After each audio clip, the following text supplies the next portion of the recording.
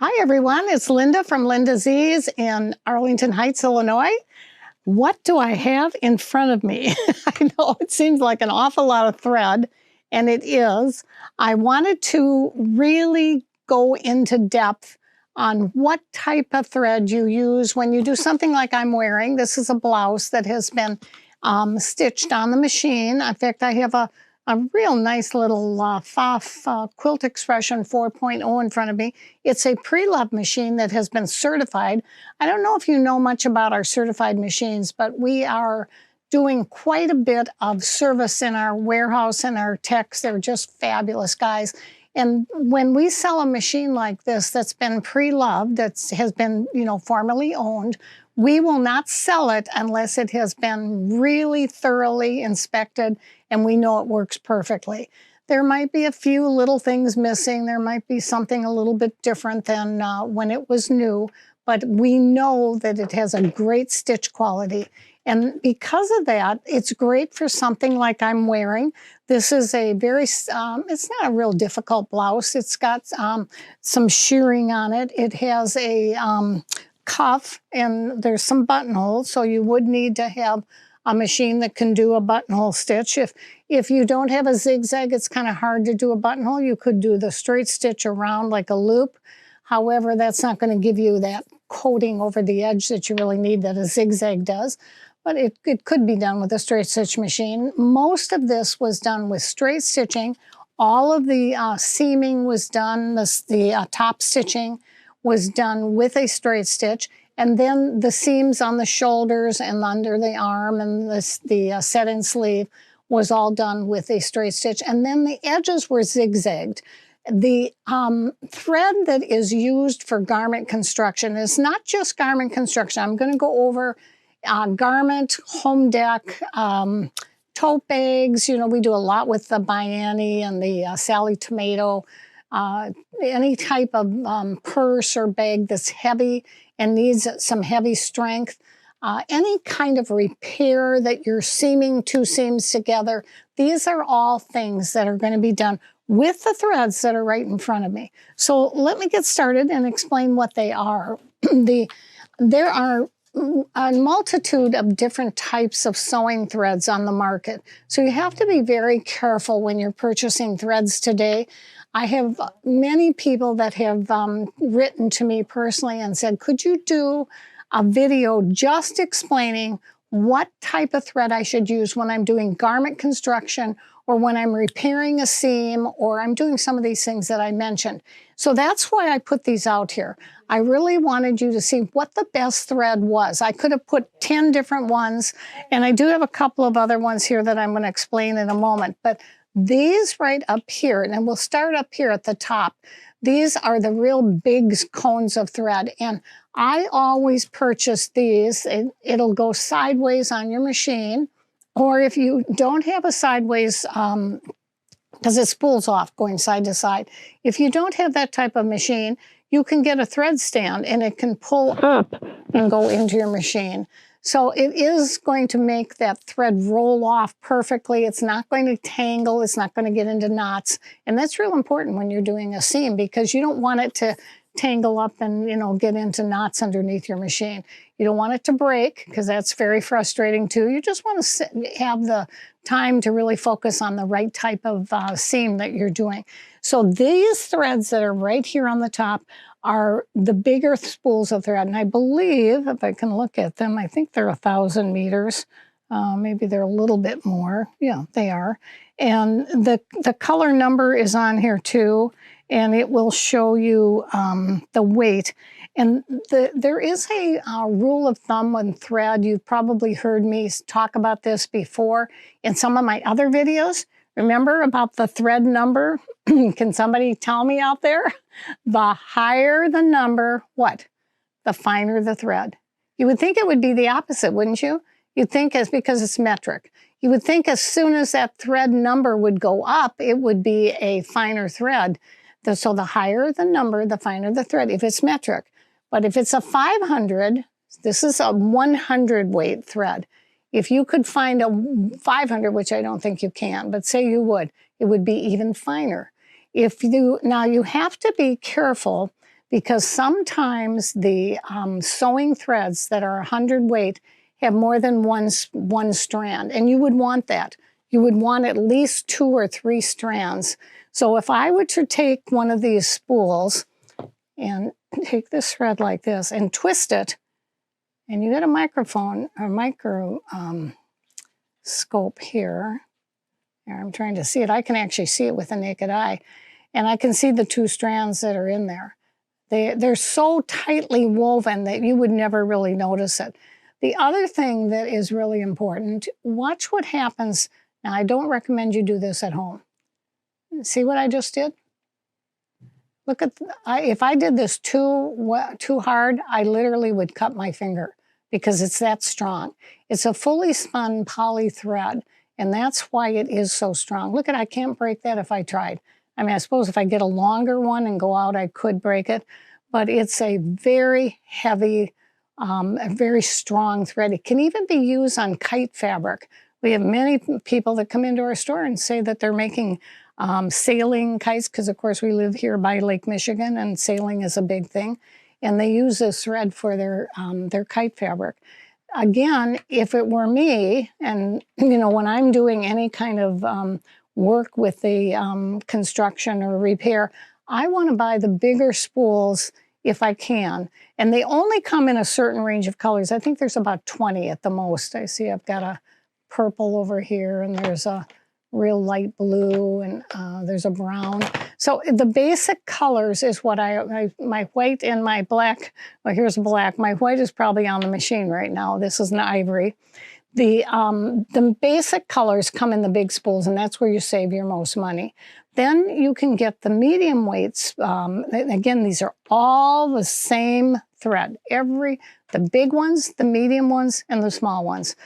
The way that I use these small threads is I buy these when I am just matching a color and I'm not going to be doing a lot with it. So, you know, I might buy 2 at a time. I have even used, when I need to have a color that matches perfectly, I will even buy maybe 3 of these or 4, depending what I'm doing, and put them on my serger. Normally I would buy serger thread, the big cones, but if I really want to match something perfectly, like this shirt that I've got, on the insides of this, there are some of the seams that I actually did with the 100 weight thread. And because I wanted to match that color of the orange, I actually bought the orange in these small spools. And I just did a small overcast, 3-thread overcast. The other thing that I want to explain about these threads is that when you are sewing them, you must use the same thread on the top as you are putting in the bobbin. You know, many of our videos I show you on embroidery, and we do a finer or heavier weight on the top and a finer weight in the bobbin. That's not true here at all, because remember, everything that's on this table here, I am using for garment construction or repair seams or like tote bags. I know I'm going to get the question later, so I'm going to address it right now. People are probably going to say, well, what about quilting? Do you use it for quilting? Absolutely not. That's just my feeling. I'm sure you could, but you're going to see that really great quilters are not going to use those. They're really going to work with Orifale thread or one of the really good. Metrozine does make a great quilting thread, and we have it in our store too. So again, it's a different weight of thread. I'm just focusing on the 100 weight thread. And if you look at it, it will say, let's see if I can, I don't know if you can get you can't get that up close because this is really small. I can hardly see it. It just says the 100 weight, and it's 100 weight. It's 100, it used to say 100 over 3 because they had a 3-ply thread. I believe it's a 2-ply now. I'm not even sure because without a microscope, you can't even see it. All I can tell you is that I've used this Metrozine thread for over 57 years. That company, I think, has been in business at least 75 years. It is the best thread. It was originally made in Austria. I believe it's a Swiss company now. I don't know. It's changed hands a couple times, and it could be made in Switzerland. I just know that it's a very, very strong thread, and it's something that I think you would want to use. I feel strongly about when I'm spending my time making a construction garment that takes, you know, it takes a lot of time. I'm not going to make a $10 from the big box store shirt. I'm going to make a $400 or $500 blouse that comes from one of the designer stores. So when I'm doing something like that, I want to use the best quality thread I could possibly find, and that is the Metrazine thread. And again, I buy it in the big spools if I can find it, you know, in whatever color I want. I think I have every color in the big ones. Then if the color doesn't go well in the 100, the 1,000 weight, then I go to the smaller spools, the mid-range spools, and there's a lot of colors in the mid-range. Or again, if I want to match, then I go to the small spools. And you can see by my one drawer here, I try to match, I try to put on there what colors I have. I have a lot of colors, and usually doesn't that always happen? You think you have every color that's out there, and then you go to work on something like this, and what happens? You don't have the, the thread match exactly. Now, today I put a bright blue on here so you could see it. I want to stitch it for you because this is just a sweet little machine. It does have a, if I put this foot up, you can see I can put that, what they call the walking foot IDT. It's a built-in. And, you know, Totes, the very first sewing machine years and years ago, I don't even know how long it was so far, that had the built-in walking foot. Nobody else had that. This isn't that old of a machine. It's not in the line anymore, but it still is a beautiful machine.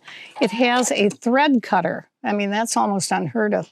I'm going to take this. I sewed a little crooked, so it might be a little harder to see, but see how beautiful that stitch is? And when I turn it over, just as nice. That's what you want. You want a really, really good quality thread. And even when I went off the grain, you see how beautiful that stitch is? Because usually when you're going off the grain of a straight stitch, you're going to get a little wave. There's no way that you could eliminate that because of the fact that the needle is going to hit the grain, and it's going to, you probably don't notice it. I do. You can just slightly see that it's giving you a little bit, and that has nothing to do with the machine or the thread.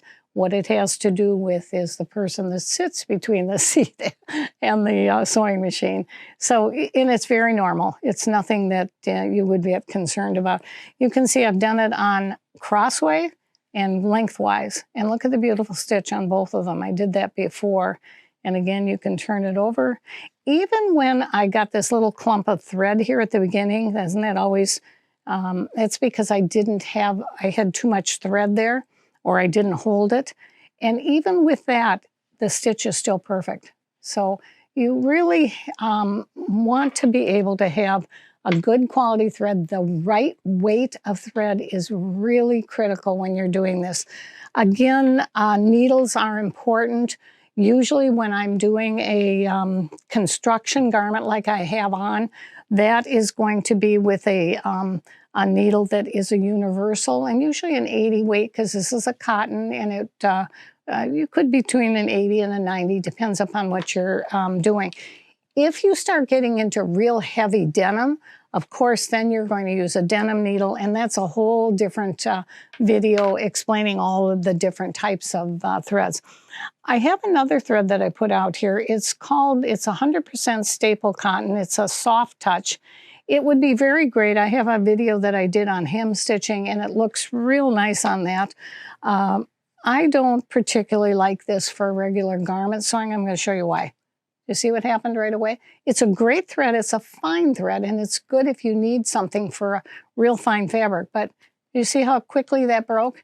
And if you remember, when I was doing this one, and I did that, I will cut myself. My finger would cut before that thread will break. So it's just to give you a little comparison how strong this thread is. It will not cut the fiber of your garment. That's very important to know. It has been tested, like I said, for well over probably 75, 80 years at least, and we know that it is the best thread on the market. There isn't anything else better that you're going to use for your sewing than this. And like I said, I prefer to use the best quality thread I can when I'm doing garment construction. What about repair? If you're putting, you say you have a seam that has split open, absolutely go to one of these and do your seam construction. Denim jeans, the same thing. If it's a repair in a seam, you definitely want to use a 100-weight thread. Now, if it's hemming and you're going to go around the edge of a pair of denim jeans, you want the jeans thread that looks, the designer thread that looked the same as on the jeans when you bought them. If you are doing a hem, a blind hem on a skirt or a pair of pants, it's wool or flannel or cotton or whatever it would be, absolutely you want to use this 100-weight thread because that's garment construction.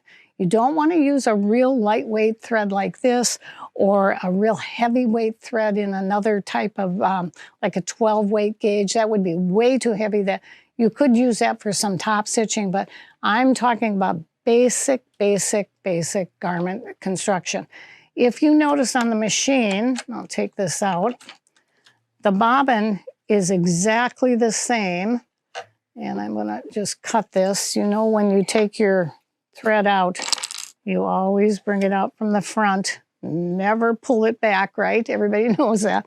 But you see what I've got here? You see how the thread on the top that went through the needle and the bottom in the bobbin are the same. Very, very important.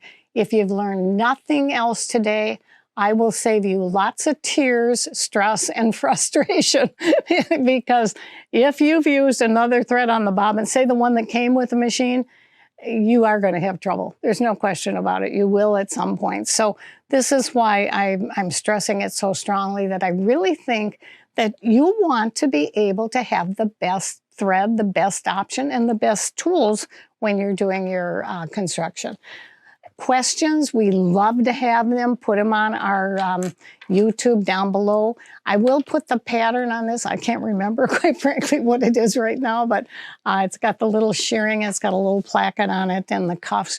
And there are some variations, so you could use some other things besides what I'm doing. So enjoy. I hope you've learned something. If you have a question, I love to answer questions. By all means, put it in there. Thanks so much, everyone, and we will see you next week.